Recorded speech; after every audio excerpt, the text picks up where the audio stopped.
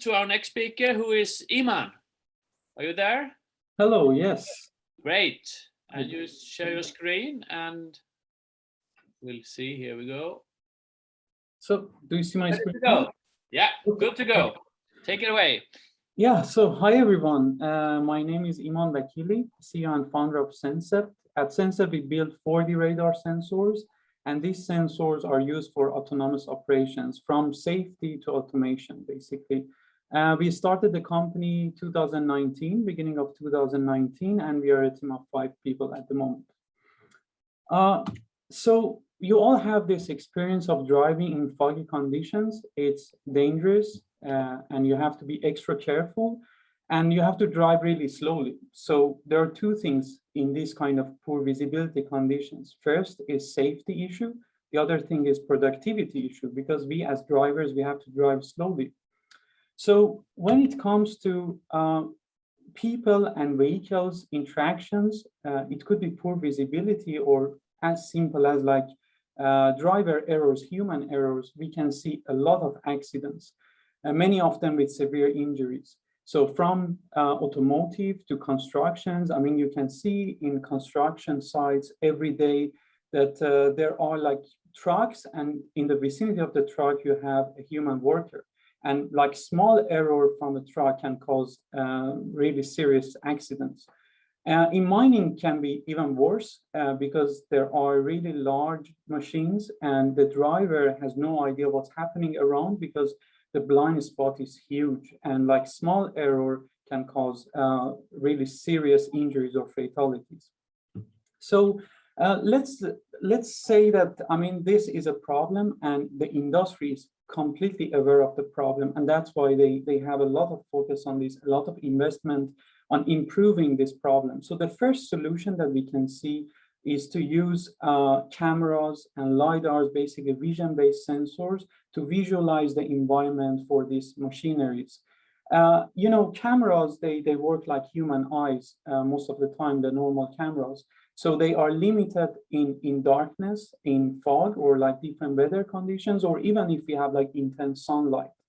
LiDARs, on the other hand, they're very good sensors, a bit expensive, of course, but they are also limited when it comes to dust or fog or you know, different weather conditions, basically.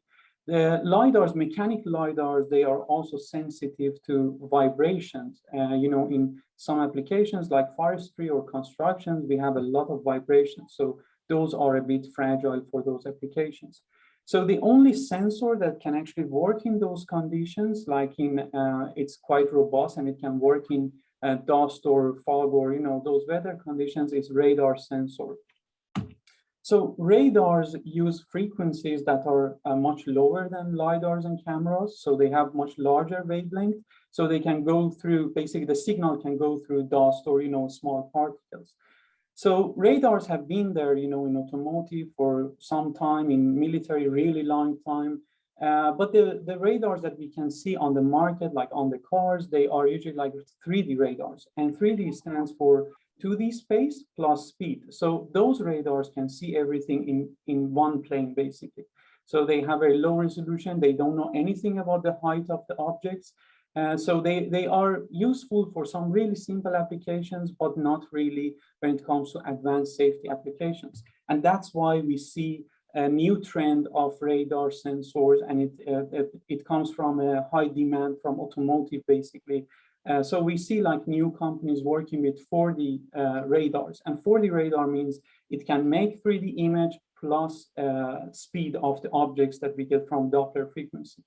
So the 4D single lobe that we call them are the radars that see everything at once. And the problem with those radars is that if you have like a large equipment next to a small target like a human, then the radar has a difficulty to actually see the human. So it's not very perfect when it comes to you know, dense environments like inside a mine or a construction site.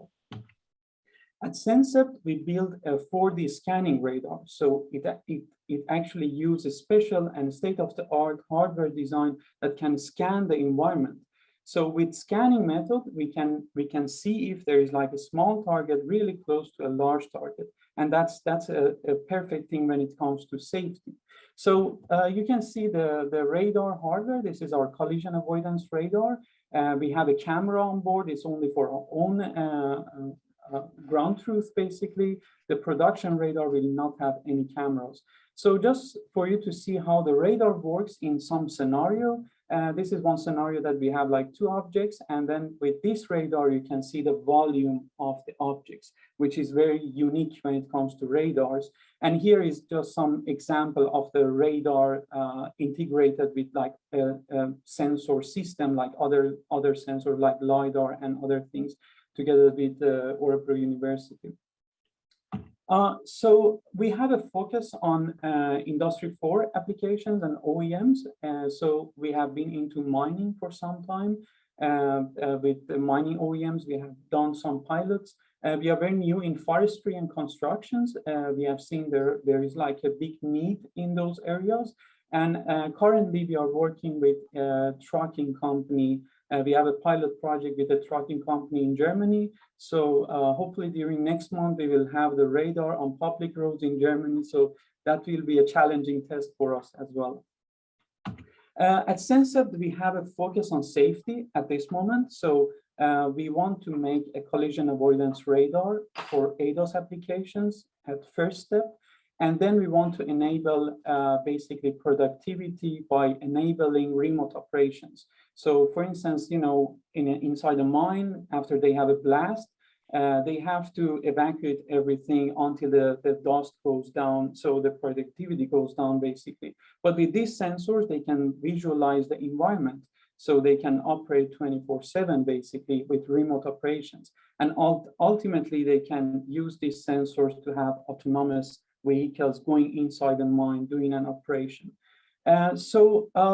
Just to finish up, I would like to show you a quick demo that I already showed, like a picture, how the radar works. So in this scenario, me and my colleague, we just go away from the radar and come back. And here you can see basically a 3D view of the radar. So I don't show the velocity here. So you can basically see the targets that are moving away and coming back. And you can imagine here, it can be totally dark, or it can be filled with dust or smoke or anything. And the radar sees exactly the same thing. It's not affected by those conditions, basically. Okay, so with that, I would like to thank you for your attention. Great, thank you so much, Iman, and this is exciting. And we have some questions actually, and you are well within time, so we give you a question. Let's see what I write here. How far have you gone in acquiring and real processing of fast signals, i.e. using sampling rates over 10 kilohertz with amplitude resolution of 24 bits?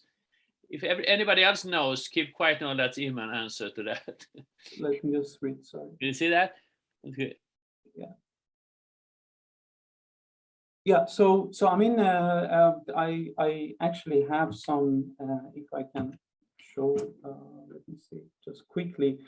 So this is actually like our milestones. So that's something that we had November 2020. We had our first actually mature radar with high update rate. So we use it actually for real applications that we have like a lot of points. We have to process everything. And that's actually a very important point. And with radars, we usually have like an update rate of 10 to 20 hertz. You know, it can be lower or it can be higher depending on the number of points. So that's something we had like in January. We had like a high number of points for really like fast update rate. So we are now between 10 to 20 hertz of update rate. If that was the question. And then what is the range and accuracy of 4D radars? So, I mean, that also really depends on like number of channels we use with these radars. So the maximum range that you can measure with these radars really depends on the signal processing and antennas that we have. So it can be up to like 250 meters, 300 meters with these radars. We are targeting mid-range radars, so up to like 150, 200 meters. And then the range accuracy we can get with these radars, it can be anything from 8 centimeter for like high resolution, low range, and short range, and to like, 20, 30 centimeter for long range applications. Brilliant. Thank you so much, Iman.